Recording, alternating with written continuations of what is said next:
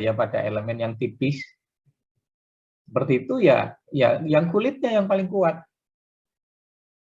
Nah, itulah sehingga kemudian ternyata ini yang kemudian disebut dengan state of the art dari sebuah engineering. Arsiteknya bisa berbuat apa-apa, tetapi bagi seorang engineer yang paham tentang state of the art dari aspek engineering, dia bisa mengkreasikan, nanti saya jawab dengan gambaran seperti itu.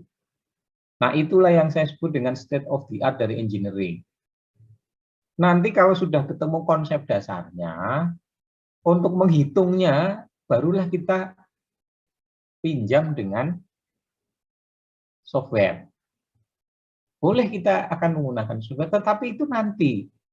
Bagaimana state of the art-nya itulah yang harus dipilih oleh seorang engineer. Nah, ini contoh tentang bagaimana tantangan ke depan kita akan menjumpai desain arsitektural, bangunan, jembatan. Kalau jembatan Anda bisa googling nanti, ketik saja kata-katanya, misalnya adalah Calatrava. Calatrava itu seorang arsitek engineer yang mendesain jembatan-jembatan yang sangat bagus bentuknya, keluar dari pakem-pakem jembatan saat ini. Nah, itu Anda akan bisa melihat, state of the art dari sebuah engineering itu seperti apa. Nah, harapannya ini memotivasi Anda ke depan. Jadi Anda jadi engineer itu memang menjawab kebutuhan saat ini yang kita hadapi, ataupun Anda mampu memikirkan tantangan-tantangan ke depan untuk bisa membuat desain-desain yang masa depan gitu. Nah, memang di Indonesia saat ini kita belum menjumpai sebuah desain-desain bangunan yang menarik atau menantang, tetapi pasti suatu saat mungkin pada era Anda akan ketemu. Nah, ini yang saya sebut dengan skin structure-nya. Ini sebenarnya adalah aplikasi dari prinsip bagaimana kita berhadapan dengan gaya torsi. Di mana torsi itu sebenarnya hanya akan efektif jika kita mampu memberikan kekuatan pada perimeter terluar. Perimeter itu kelilingnya. Jadi kalau Anda paham tentang teori torsi, kalau Anda masih ingat di mekanika bahan tentang torsi, ya aplikasinya di sini jadi sama gitu. Konsepnya sebenarnya kalau bangunan ini mengalami torsi, saya harus bisa memberikan struktur yang efisien ya dengan cara seperti ini. Nah, ini gambarannya. Jadi bagaimana Anda ke sana, tantangan-tantangan. Masih ada tantangan yang lain. Dulu kalau saya kuliah itu selalu diberikan dogma ya. Bikin bangunan itu harus simetris, reguler. Sekarang justru bangunan itu malah didesain antisimetris, anti reguler. Titik beratnya jauh dengan pusat kekakuannya. Kalau dulu untuk menyederhanakan persoalan, pusat massa dari bangunan itu harus berimpit dengan pusat kekakuan. Agar kalau ada gaya horizontal, menanganinya gampang. Persamaan dinamika strukturnya gampang. Tetapi ya nggak maulah. Dogma itu selalu mengurung kreativitas. Nah, ini contoh bangunan yang menolak total prinsip pusat massa dan pusat kekakuan harus berimpit. Karena apa? Pada bangunan yang saya lihatkan di layar itu, pusat kekakuan dan pusat massanya justru dijauh-jauhkan sejauh-jauhnya.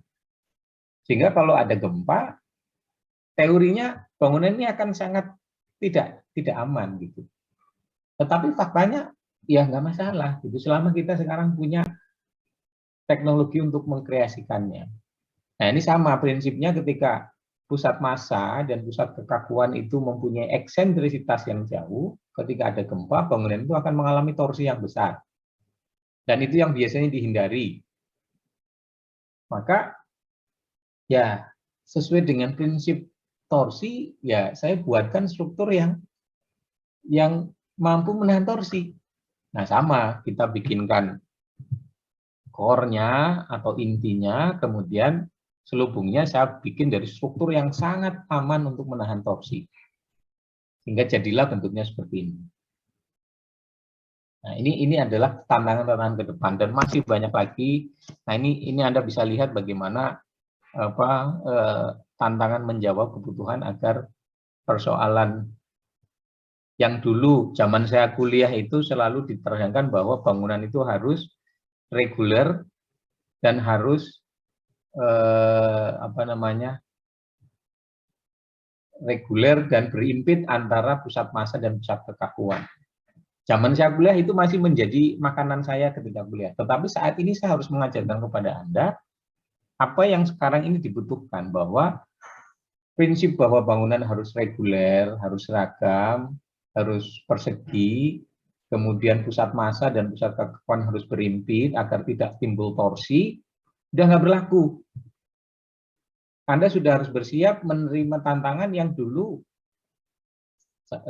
zaman saya masih belum boleh diajarkan. Sekarang saya harus mengajarkan kepada Anda bahwa itu sudah out of date. Gitu. Anda sudah harus bersiap menerima tantangan ketika sebuah bangunan itu sudah tidak reguler dan akan mempunyai eksentrisitas yang sangat besar, seperti yang terjadi pada bangunan CCTV building ini.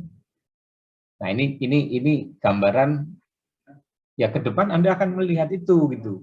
Akan berhadapan dengan sesuatu yang dibutuhkan. Tetapi ada satu hal yang menurut saya tidak berubah, yaitu apa? Kemampuan untuk mencapai kondisi yang disebut dengan state of the art tadi.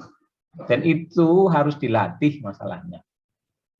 Dan tidak bisa ketika Anda menjawab bahwa saya nggak mau belajar mekanika, toh nanti saya akan dibantu dengan komputer. Itu yang akan membunuh kreativitas Anda untuk mencapai state of the art.